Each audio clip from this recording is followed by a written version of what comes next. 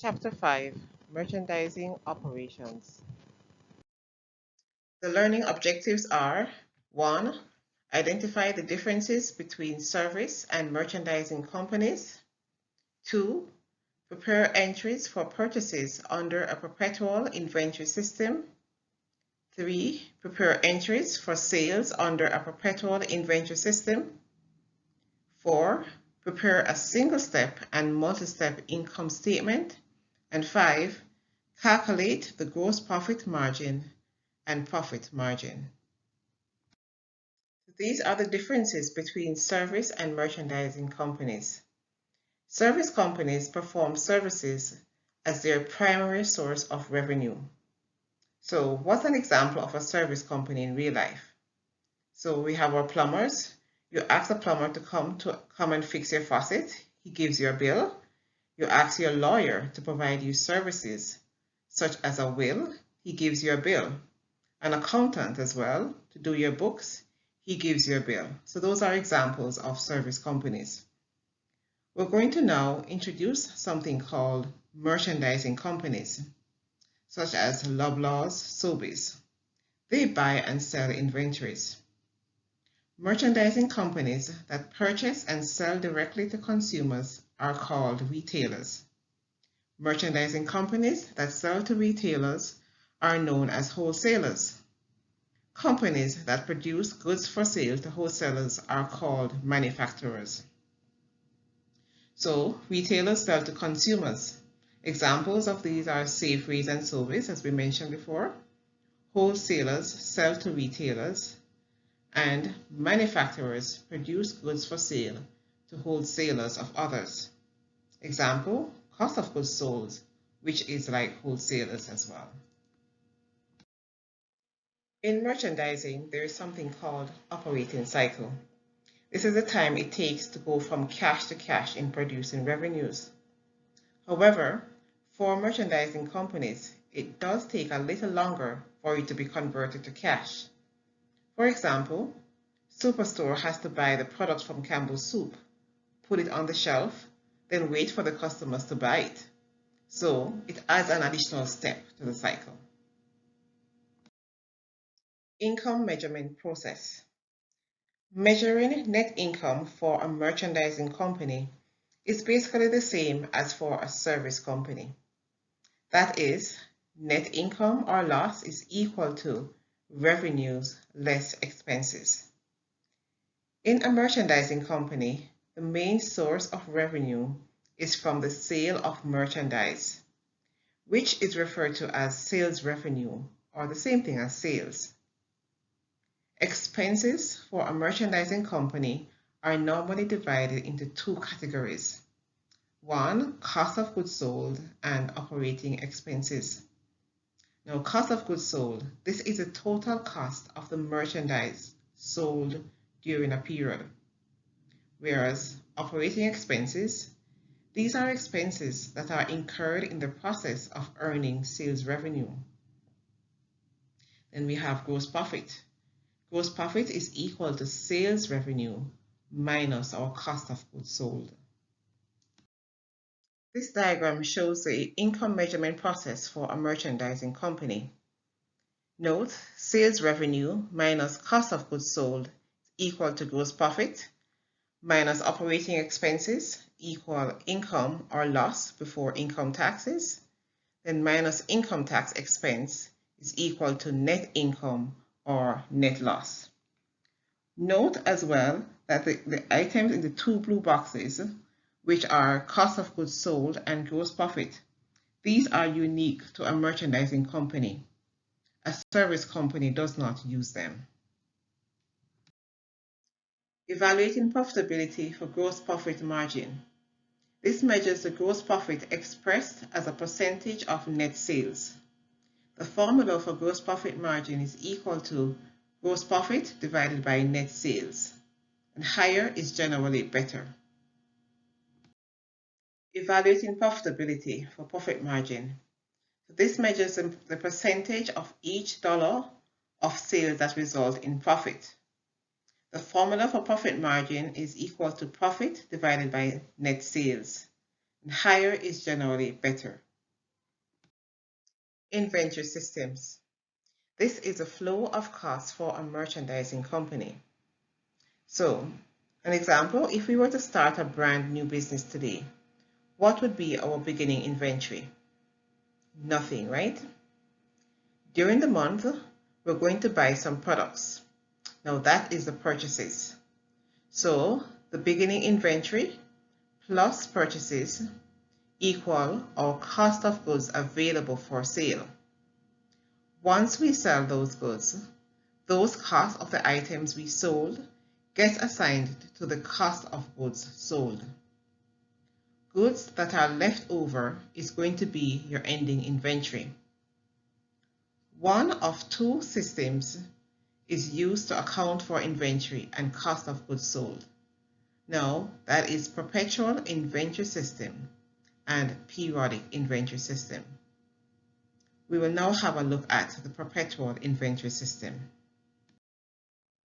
In a perpetual inventory system, detailed records are kept for the cost of each product purchased and sold. Now, these records are updated continuously, or what is called perpetually, for purchases and sales. Have you ever seen them counting the stock at Superstore? They do this constantly, right? So perpetual inventory means constantly updating. When inventory items are purchased under a perpetual inventory system, the purchase is recorded by debiting or increasing inventory. Now, when inventory is sold, the cost of those goods sold is obtained from the inventory system. This cost is transferred from the account inventory, which is an asset, to the cost of goods sold account, which is an expense. Under a perpetual inventory system, the cost of goods sold and the reduction in inventory, both its quantity and cost, are recorded each time a sale occurs. So, management know the gross profit on each sale for that particular period. For control purposes, a physical inventory count is done usually at least once per year. And this is to adjust the perpetual records for it to be actual. And of course, this enables us to have an effective control over the inventory, which of course is an important asset. Now we'll have a look and talk. Under the periodic inventory system, detailed records of merchandise are not kept throughout the period. So this is totally the opposite to perpetual inventory system, where they're constantly updating throughout the period. Here, the cost of goods sold is only determined at the end of the accounting period.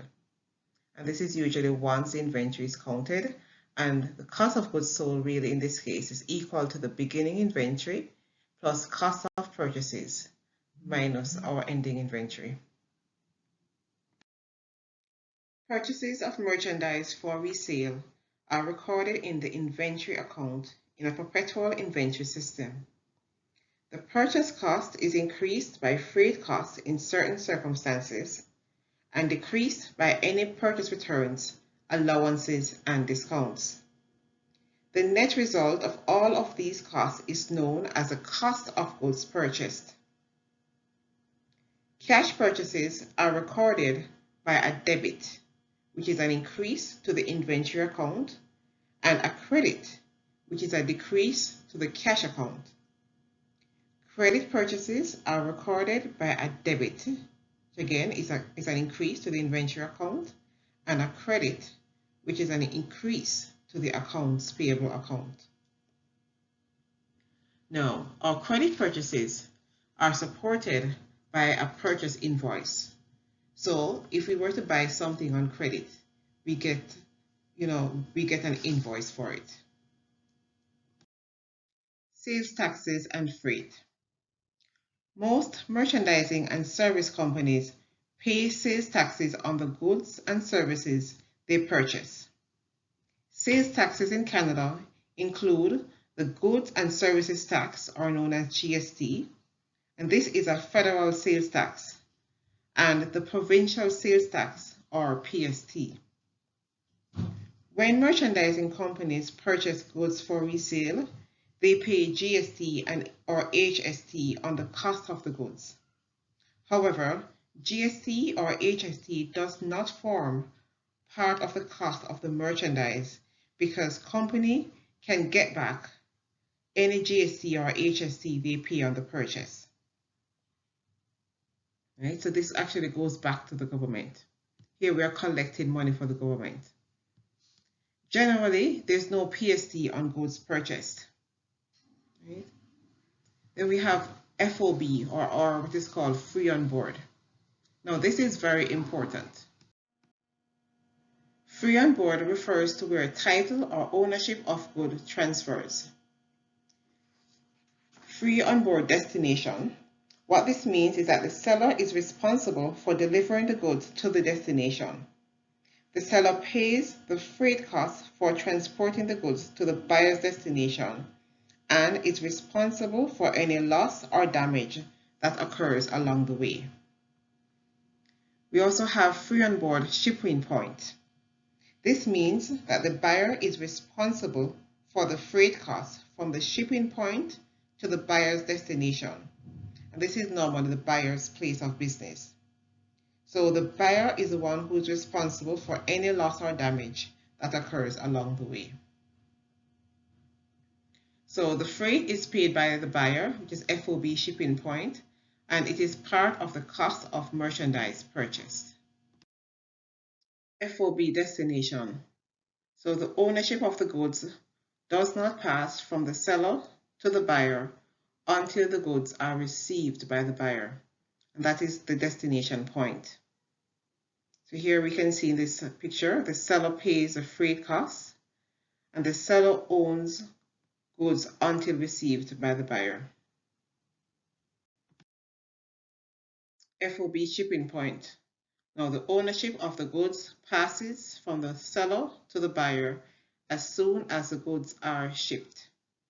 Now in this diagram, it shows that the buyer owns the goods as soon as it reaches on the truck. So you will need to buy the insurance and pay the freight charges because you own the goods.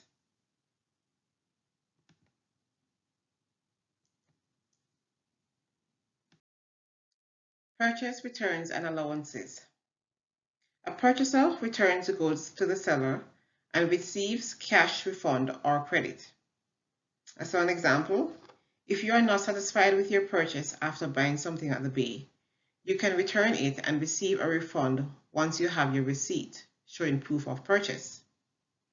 Alternatively, the buyer may choose to keep the merchandise if the seller is willing to give an allowance from the purchase price.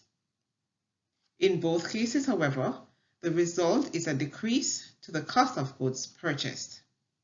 So think about this. Cost of goods sold is the expense. If you got an allowance, you get to reduce your cost of goods sold. So it's going to be cheaper for you. Discounts. A quantitative discount gives a price reduction according to the volume of the purchase. So as an example, at Superstore, you buy one item, it's going to be this. If you buy 3, then the cost is cheaper. This is to encourage you to buy more than one. A purchase discount is offered to encourage early payment of a balance due. A purchase discount as well offers advantages to both parties. The purchaser saves money and the seller is able to shorten its operating cycle by converting accounts receivable into cash quicker. An example of this is 2/10 N30. N stands for net. So what do you think this all means? Just to give you an example of this. If I sold your computer and I say I give you 30 days to pay, however, if you pay me in 10 days, I will take 2% off. So as you can see, this 2/10, 2 means 2% in 10 days, net of 30. And it is recorded separately when payment is made. It results in a decrease to the merchandise inventory account. Summary of purchase transactions. Now, this is a very, very important page. I highly recommend that you print off this particular slide and just have it beside you when you're actually doing your questions. It focuses on the purchases. So we have purchasing merchandise for resale, the journal entries with debit inventory and with credit cash or accounts payable, paying freight costs on merchandise purchased FOB shipping point. In this case, we debit our inventory and we credit cash. Receiving purchase returns or allowances from suppliers. We debit our cash or accounts payable and we credit our inventory account. Paying creditors on account within our discount period. Now here we can see there are 3 different entries. We debit our accounts payable, credit to the inventory account, and credit to our cash account. Paying creditors on account after the discount period. Here we debit our accounts payable and we credit cash. Sales of merchandise. When you're recording sales under the perpetual inventory system, there are 2 entries that are required. One is to record sales revenue and the other is to record the cost of sale. Merchandising companies collect sales taxes on the goods they sell. Now, when a company collects sales taxes from selling a product or service, these sales taxes are not recorded as revenue.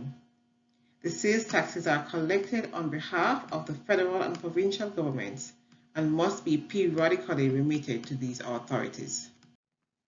If the terms are FOB destination, the seller assumes the responsibility for delivering the goods to their intended destination.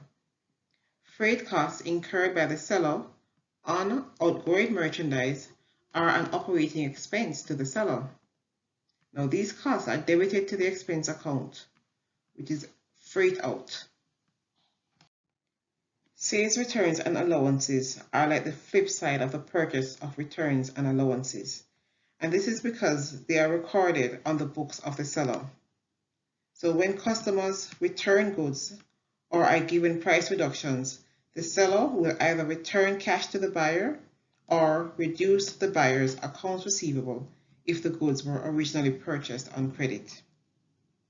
So the sales return and allowances account is a contra revenue account to sales. The normal balance of the sales returns and allowance account is a debit. A contra account is used to disclose the amount of sales, returns, and allowance. Now, sales discounts are also a contra revenue account to sales. This is a formula for the calculation of net sales.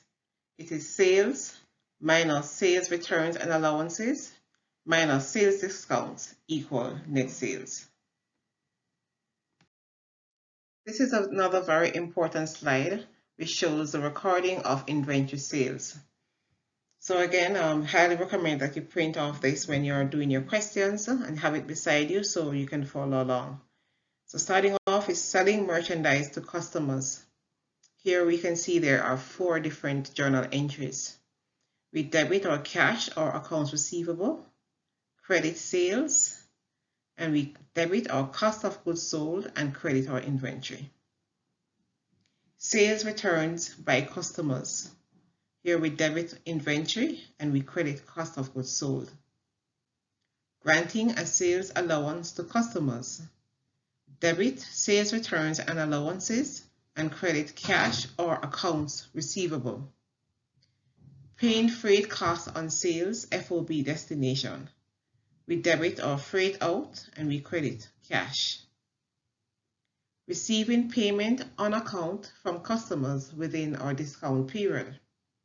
Here we debit cash, debit sales discounts, and credit accounts receivable. Receiving payment on account from customers after the discount period. In this case, we debit our cash account and we credit accounts receivable. For our problems in class, we will do problem 5-3b. That's on pages 286 to 287. and also problem 5-4B, that's on page 287.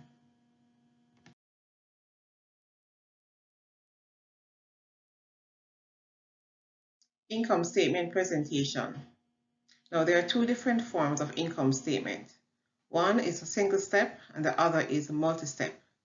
For the single step, all data is classified into two categories only, which is revenues and expenses. Whereas for the multi-step, it shows several steps in determining net income or loss. So we have net sales, gross profit, income from operations, income before income tax, then net income. This shows an example of a single-step income statement for PW Technologies Incorporation as at December 31st, 2018. So here we have our revenues, and revenues is made up of net sales plus interest revenue. So it gives us a total of 463,400. Then we have our expenses. It lists all of our expenses, which totals 431,800. Less that from our revenues, which gives us 31,600 for income before income tax. Then we subtract our income tax expense of 6,300, which gives us a net income of 25,300. Here we have a multiple step income statement for PW Technologies, Inc. as at the year ended December 31st, 2018. As we can see, it has several steps to this. So we'll start off with sales revenue. This is combined with sales of 480,000, less our sales returns and allowances, 12,000, and sales discounts of 8,000. So we add those two figures together, which give us 20,000. So 480,000, which is our sales, minus the 20,000, give us 460,000 for our net sales. Then we have our cost of goods sold of 316,000. We're going to subtract that from our net sales, which gives us a gross profit of 144,000. Then we're subtracting our operating expenses. We have a list of operating expenses, which totals to 114,200. We subtract our operating expenses from our gross profit of 144,000, which gives us 29,800. And that is called income from operations. Then we have our other revenues and expenses, which are interest revenue and interest expense. We subtract those, and that gives us 1,800. Then we have income before income tax of 31,600. And we subtract our income tax expense from that, which gives us a net income of 25,300. For further practice, highly recommend for homework, do exercise 5-8, and that can be found on page 277, and also exercise 5-9 on page 277 as well. Comparing IFRS and ASPE. So some key standard differences for income statement. Under IFRS, expenses must be classified by nature or by function. And under ASPE, expenses can be classified in any manner the company finds useful.